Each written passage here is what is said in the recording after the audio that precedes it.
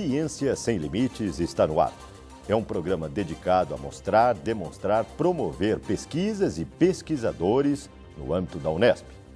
No programa desta semana, nós recebemos a professora Ana Cláudia Moreira Almeida Verdu, do Departamento de Psicologia da Unesp do campus de Bauru, da Faculdade de Ciências. Prazer em tê-la aqui no programa, professora. O prazer é meu, João. Nós vamos iniciar o programa de hoje, professora, pedindo para que a senhora conte a sua trajetória acadêmica, a sua formação, seja na graduação, pós-graduação, para quem está em casa possa ter uma noção da entrevistada de hoje. Ok. Bom, eu tenho formação inicial em psicologia, né? Então sou licenciada em psicologia e tenho a formação de psicólogo, que habilita para uma formação clínica. Eu fiz essa graduação na Faculdade de Ciências da Unesp Bauru, né? E aí posteriormente é que parti para a pós-graduação com interesse em pesquisa. Perfeito. Quer dizer, então a senhora é prata da casa, né? Porque muitos fazem a graduação conforme a formação em outras universidades e depois, né, retornam. Então a senhora iniciou a graduação aqui e depois foi para onde? Isso, aí fui para a Universidade Federal de São Carlos fazer o mestrado, né? Então lá eu fiz o mestrado em Educação Especial numa linha de pesquisa que chama Aprendizagem e Cognição do Indivíduo Especial. Nessa linha de pesquisa, nós estudamos os processos envolvidos na aprendizagem, no desenvolvimento de habilidades verbais e cognitivas de indivíduos com necessidades educacionais especiais.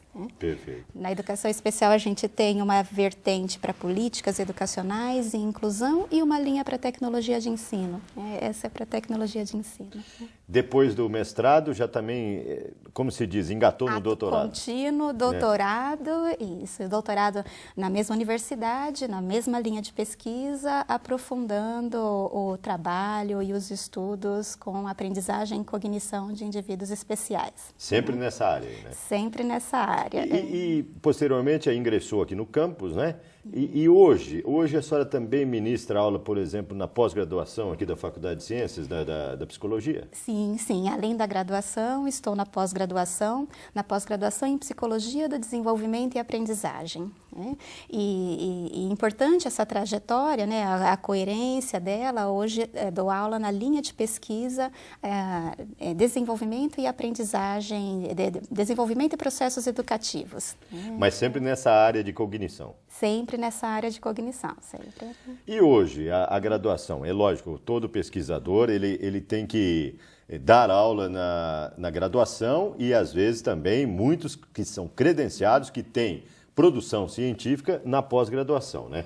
Falando em termos de graduação, Faculdade de Ciências, o curso de Psicologia aqui na UFC é bastante conceituado, né, professor? Sim, é bastante conceituado. Nós temos uma procura muito grande no momento do vestibular, né? A relação candidato-vaga ela é bastante expressiva dentro dos cursos da Unesp, né? E temos uma procura grande, sim. E aqui é só licenciatura também, né? Nós tivemos licenciatura, hoje temos formação de psicólogo. E é um curso de 4 anos? É um curso de 5 anos. 5 anos, noturno e integral? Noturno e integral. Integral seria vespertino, né, no caso, né? Seria São matutino e os né? 3 períodos, isso nós temos. Professora, em termos de pesquisa, né, além de atuar como docente na pós, a pós é reconhecida pela CAPES conceito 3 ou 4? Ela é conceito 3 e estamos aí com expectativas boas. É um curso recente, a nossa pós-graduação ela é recente, né? Ela é muito nova, né? Ela é nova, né? E tem visualização para o doutorado aqui? E temos planos para doutorado em breve. Perfeito. Conte então, vamos adentrar, né? Basicamente, comportamento, cognição e ensino. São as vertentes da sua pesquisa, né? Sim. Esse é um tema central dos trabalhos desenvolvidos, né, no escopo do laboratório. Né? Ele é fruto de parcerias, né, entre a Unesp, o Hospital de Reabilitação de Anomalias Craniofaciais, né, o carinhoso Centrinho. Né? Daqui da USP de Bauru. Daqui da USP de Bauru. Isso. E a Universidade Federal de São Carlos, lá o Laboratório de Estudos sobre Comportamento Humano.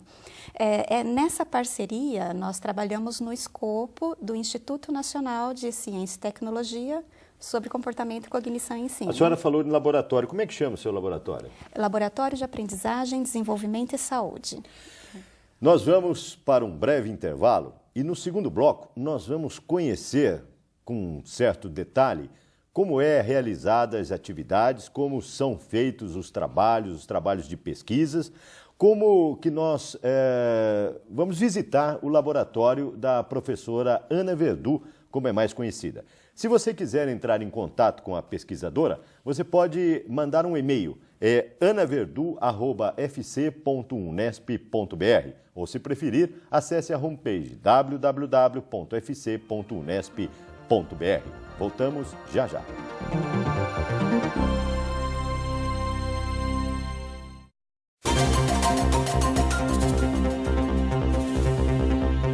O Ciência Sem Limites está num laboratório diferente, um laboratório ligado à área de humanas. Nós estamos no Laboratório de Aprendizagem, Desenvolvimento e Saúde, que pertence ao Departamento de Psicologia da Faculdade de Ciências aqui do campus de Bauru da Unesp. O aluno e mestrando Anderson Jonas das Neves teve recentemente um trabalho premiado num congresso internacional. Anderson, fala pra gente que trabalho é esse?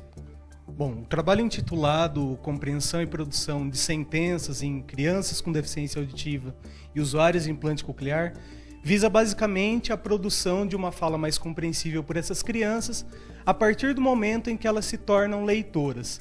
Então nós expomos a criança a uma série de procedimentos para que ela aprenda a nomear figuras de ações humanas com maior inteligibilidade. Qual foi a parte de maior dificuldade que você encontrou no desenvolvimento desse trabalho? A grande dificuldade é estender uma tecnologia que nós já temos produzida em ciência e pesquisas de análise do comportamento para sentenças, que até então é uma área muito nova dentro da pesquisa com crianças com implante coclear. Quais os objetivos e aonde você quer chegar com essa pesquisa? O grande objetivo é favorecer essa população no processo da reabilitação auditiva, ou seja, fomentar, instrumentalizar equipes de reabilitação auditiva para que essas crianças não só deem significado para aquilo que elas ouvem enquanto sentenças, mas também produzam sentenças com melhor qualidade vocal.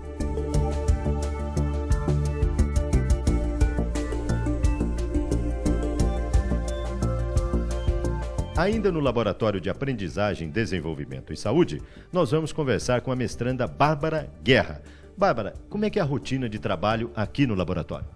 Bom, semanalmente nós temos um grupo de estudo sob a supervisão da professora Ana, onde os alunos da pós-graduação e da graduação se reúnem para discutir artigos relacionados à nossa área de estudo, ensino e aprendizagem da linguagem, discutimos artigos referentes ao tema e também contribuímos para o projeto de cada um dos pesquisadores. Como é que é feita a pesquisa em campo nessa área da psicologia? Então, nós saímos a campo para a coleta de dados em diversos lugares. Aqui no CPA, que é o Centro de Psicologia Aplicada, vamos a instituições onde temos vínculos em hospitais e em outras faculdades também.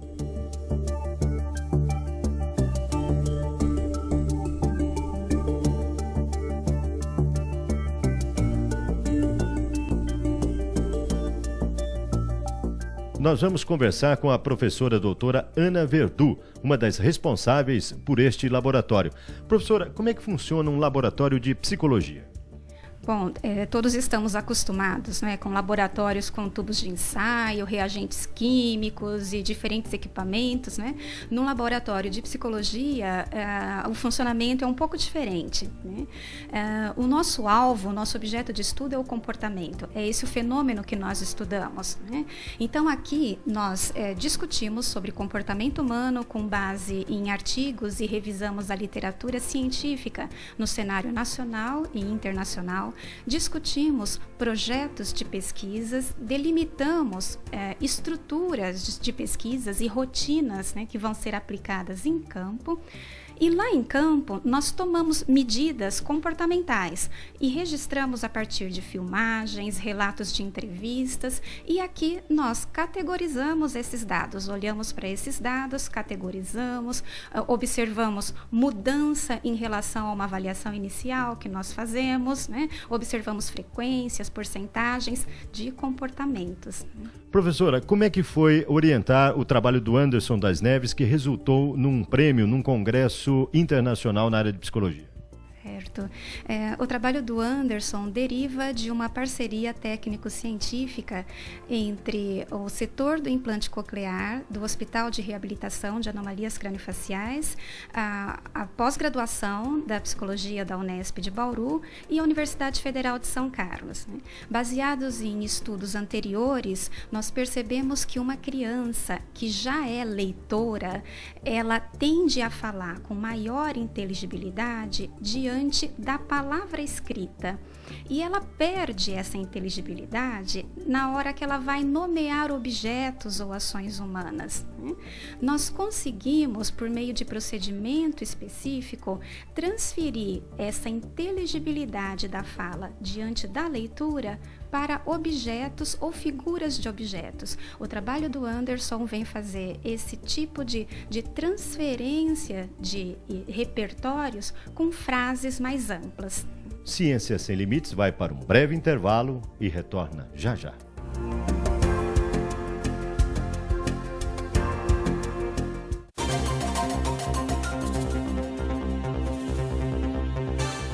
O Ciência Sem Limites está de volta. O Ciência Sem Limites tem o objetivo de mostrar, demonstrar as pesquisas e pesquisadores no âmbito da universidade, ou seja, da Unesp. No programa de hoje, nós recebemos a visita da professora Ana Verdu, do Departamento de Psicologia da Faculdade de Ciências do campus de Bauru. Como vocês viram, né, professor, no bloco anterior, nós vimos a rotina do seu laboratório, os seus orientandos, os pesquisadores que realmente colocam a mão na massa. E eu acho que quem está em casa pode ter notado alguma coisa do tipo: puxa vida, não tem tubo de ensaio, não tem microscópio. Quer dizer, são áreas diferentes. A psicologia é a área de humanas, é humanidades, né? Sim. Então, o computador é a grande ferramenta de pesquisa. Nós vamos pedir para a senhora relatar agora como é que é a atividade, a sua pesquisa em si, né, no dia a dia, e a finalidade dela. Qual é a finalidade da sua pesquisa atual? Certo. De fato, é um laboratório diferente, né? A nossa principal ferramenta acaba sendo o computador, como uma ferramenta para aplicar procedimentos de ensino, né, na população com a qual a gente trabalha, e para analisar os dados também, né? O nosso principal alvo e fenômeno é o comportamento e o comportamento simbólico, né? O comportamento simbólico Qual é a diferença entre comportamento e comportamento simbólico?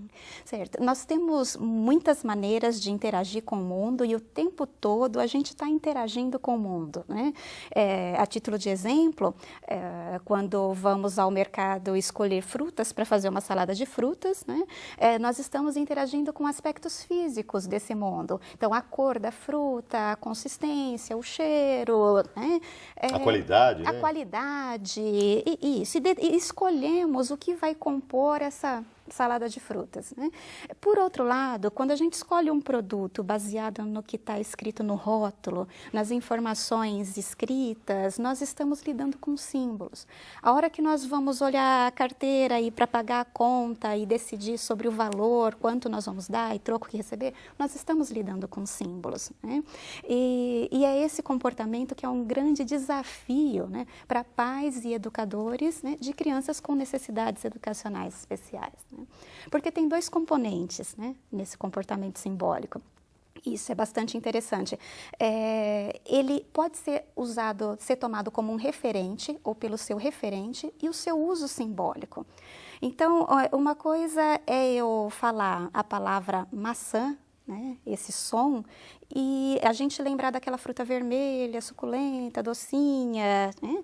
A outra coisa é eu ver a palavra maçã ou ver a figura representativa dela e reagir como se estivesse diante da própria maçã, né? Então, são esses padrões de reações diferentes que são estudos. E que tipo de criança é aplicado esse tipo de estudo, geralmente, que a senhora pesquisa? a gente tem trabalhado com uma diversidade muito grande de populações, né? Esse tema, comportamento simbólico, é o grande tema sob o escopo do Instituto Nacional de Ciência e Tecnologia, né? Sobre comportamento, cognição e ensino.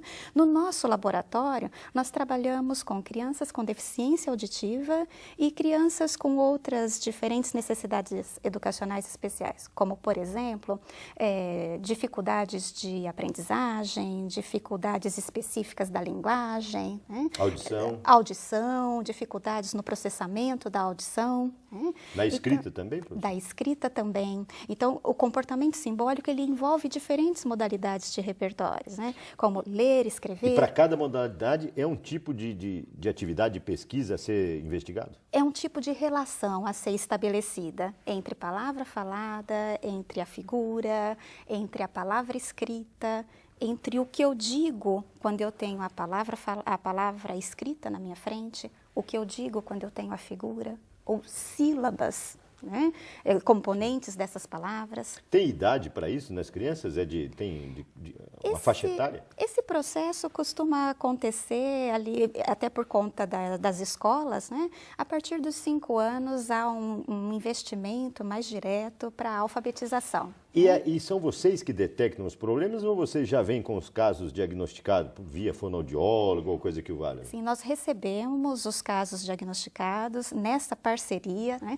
Principalmente crianças que receberam um implante coclear. São crianças com deficiência auditiva que receberam uma prótese, um equipamento biomédico, né? Ele é colocado dentro da parte interna do ouvido e ele assume as funções do ouvir. Ele detecta os sons, né? Então, essas crianças já vêm encaminhadas pelo setor do centrinho. E aí vocês fazem a avaliação. E como é que é feito? É feito no local ou via até computador, via internet hoje em dia pela tecnologia? Certo. Nós temos avaliações feitas no local usando o computador. No entanto, nós temos lá a nossa equipe de trabalho, né, atuando com as crianças via computador, mas nós conseguimos monitorar e supervisionar a evolução e a aprendizagem à distância, via internet. Que beleza a tecnologia, né? É realmente maravilhoso o nosso serviço. Bom, hoje vocês viram que o assunto é comportamento, cognição e ensino. Professora Ana Verdu, do Departamento de Psicologia da Unesp, da Faculdade de Ciências aqui do campus de Bauru. Nós vamos para um breve intervalo e no último bloco nós vamos saber dos resultados e das conquistas nas pesquisas da professora Ana Verdu. É um instante só. Ciência Sem Limites, volta já.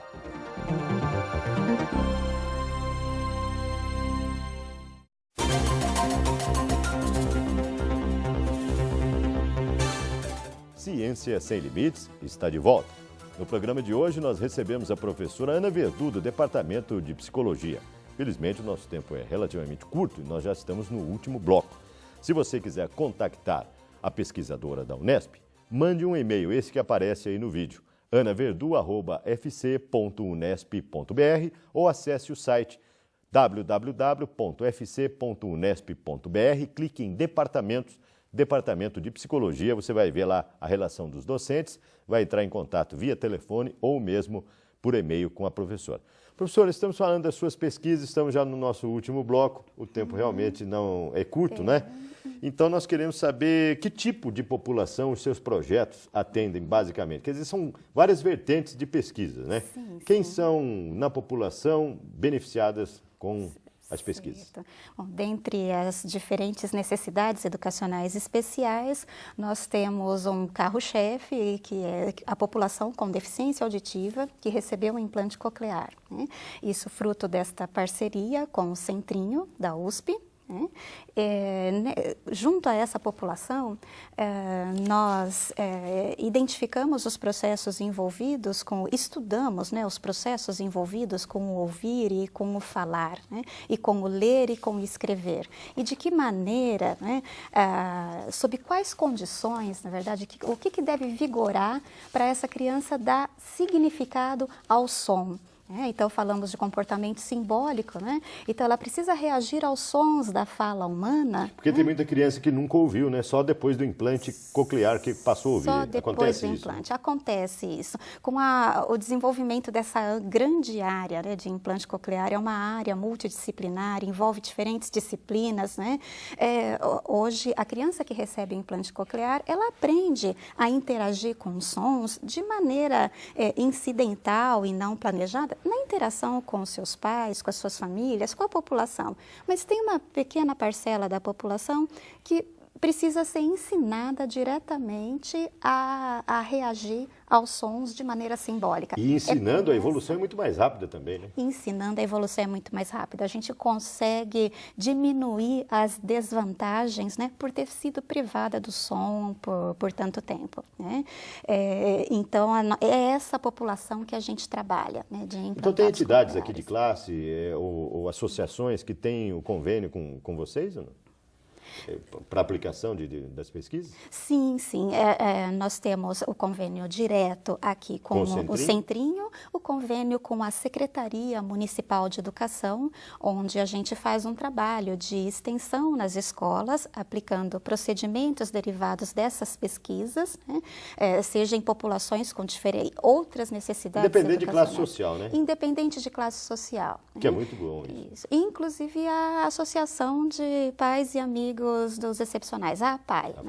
A famosa APAI, uma parceria recente também, trabalhando com crianças que precisam aprender a linguagem, né? Basicamente crianças com transtorno do espectro autista, né? E o atraso na linguagem é uma das características que ajudam no diagnóstico, né? Tá certo, professor. E, independente disso, o que a senhora considera mais importante nessas vertentes ou nesse seu dia a dia de pesquisadora, de cientista, né? De descobrir formas de melhorar a qualidade de vida das crianças, né? Certo.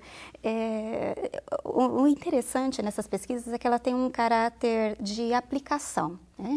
E a aplicação, ela não vai excluir o controle, o rigor metodológico e as características que uma pesquisa tem que ter, né?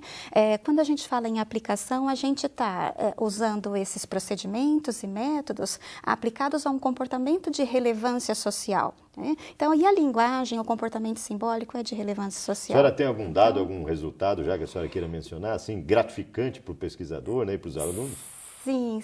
Nessa busca, né, das relações entre o ouvir e o falar, né, nós já conhecemos muito bem as condições sob as quais uma criança aprende a dar significado aos sons, né, e mecanismos para expandir o vocabulário dessas crianças, né. Hoje, são alvo da nossa pesquisa a inteligibilidade da fala. Ela pode ouvir bem, mas a fala inteligível é algo que não acompanha o ouvir, mas o que a gente quer é diminuir essa desvantagem, essa discrepância, né? E temos encontrado também alguns caminhos, né, para se diminuir essa discrepância. Perfeito, professor. Relativamente, é muito relevante. Então, eu gostaria, o nosso tempo, infelizmente, está chegando ao final. Nós sabemos que, recentemente, prêmios dos seus orientandos foram conquistados em congressos. E a senhora também recebe verbas de órgãos de fomento, né? Sim. Todo esse trabalho ele é possível face a essa rede de apoio e de subsídio, de fomento, né, como o FAPESP, né, CNPq, o próprio INCT, né, e o NESP, o Fundo NESP, também tem subsidiado nossos trabalhos, a CAPES, né, com bolsas e auxílio pesquisa. Parabéns, né? Professora. Então... Professora, infelizmente... o tempo chegou ao final. Muito prazer em tê-la e muito prazer também em poder demonstrar um pouco das suas atividades, seja lá no laboratório, né, e seja aqui também no estúdio da TV. Eu é que agradeço. Muito obrigada. Muito obrigado. Ciência Sem Limites vai chegando ao final. Mas antes, eu quero dar os parabéns a toda a equipe da TV Unesp, em função também da direção da TV Unesp, na pessoa da professora Ana Silvia, que muito em breve nós estaremos vendo Ciência Sem Limites em digital, no canal 46 UHF. Realmente uma conquista e tanto para a cidade de Bauru, uma TV inteiramente interativa. TV Unesp, canal 46 UHF Digital. Ciência Sem Limites fica por aqui. Na próxima semana, uma nova pesquisa, um novo pesquisador estará em destaque. Até lá, espero por você.